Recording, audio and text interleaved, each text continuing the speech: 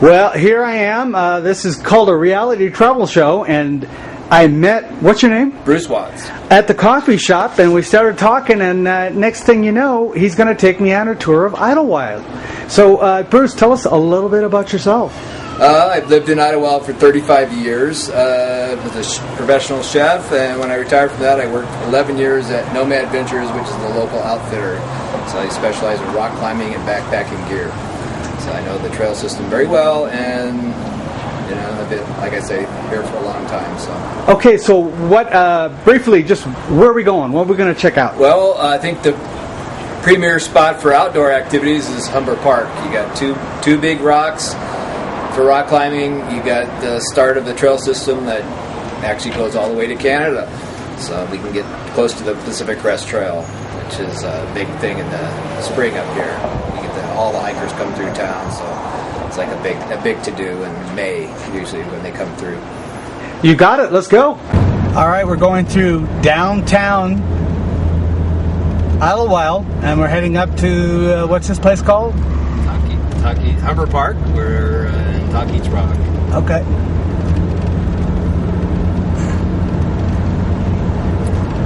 And Bruce said go up until you can't go up no more, right? That's it. Road ends at the top. We're at Humber Park. And there's our sign, Humber Park.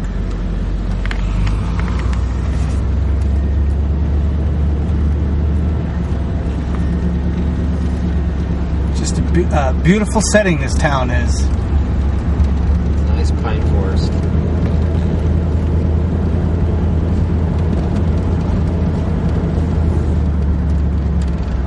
Humber Park riding and hiking trails. We are still climbing. You weren't kidding, Bruce. Yeah. And look at that. Look at that rock. Look at where we're headed. Oh my God. Yeah, that place is awesome. Wow.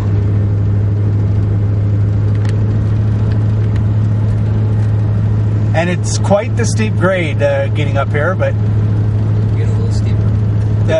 The van's still making it. Well, that's, this is the summer climbing area up here. So a lot of rock. It's over 6,000 feet. The top of the rock's about 8,000. It's a lot cooler up here in the summer than in the surrounding areas. When it gets 100 degrees off the hill, they come up here, it's 80. So this is the place to come. Oh my God! There's another. Some more rocks up there on this side. Oh, you wasn't kidding.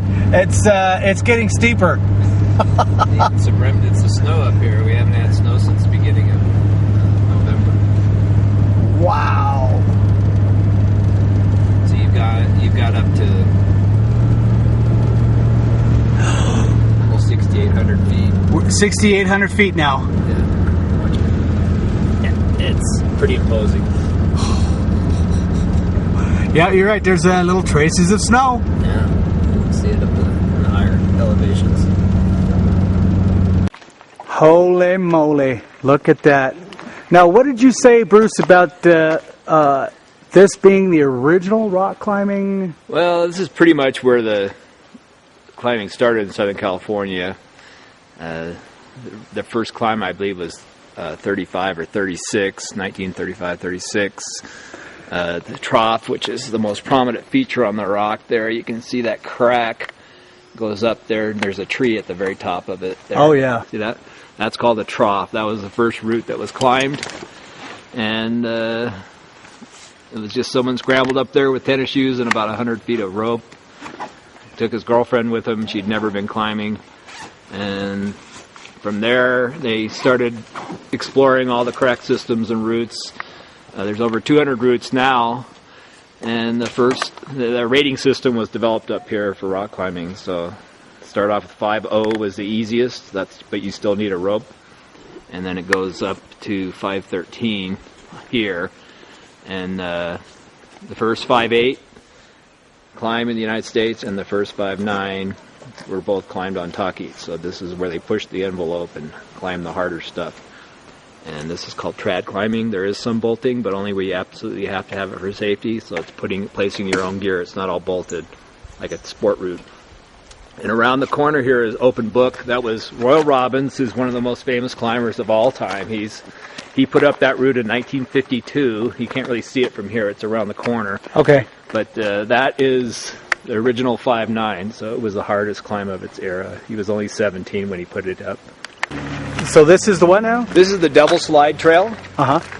and it's a moderate trail. It's pretty steep if you're not used to the higher elevation, but it goes up 2.5 miles to a place called Saddle Junction. When you get to Saddle Junction, there's 4 trails that go off in 4 different directions from there, and including the Pacific Crest Trail. So you're 2.5 miles from the Pacific Crest Trail here, which runs right through the heart of our mountains and goes all the way to Canada. All right, now what's this here? This is Suicide Rock. It's a flat top. You can see the trees growing on top of it, Yes. and it's more horseshoe shaped. So it comes out on a promontory like Tuckeys. It's a lot shorter, but there's actually 300 routes on that, which is opposed to 200 on Tuckeys. This was developed a little later when they kind of did all the lines here. Then they kind of turned their attention to this. So this has climbs from 5.0 up to 513A also. All right, we're walking down further so we can get a better shot of Suicide. Oh, look at that. There. Now you can at least see the side of the rock. Yeah, it goes all the way around to the north side over here. And it's like I say, it's horseshoe shaped. It's horseshoe shaped. Look at that. Wow. Yeah, it's a beautiful rock. No kidding.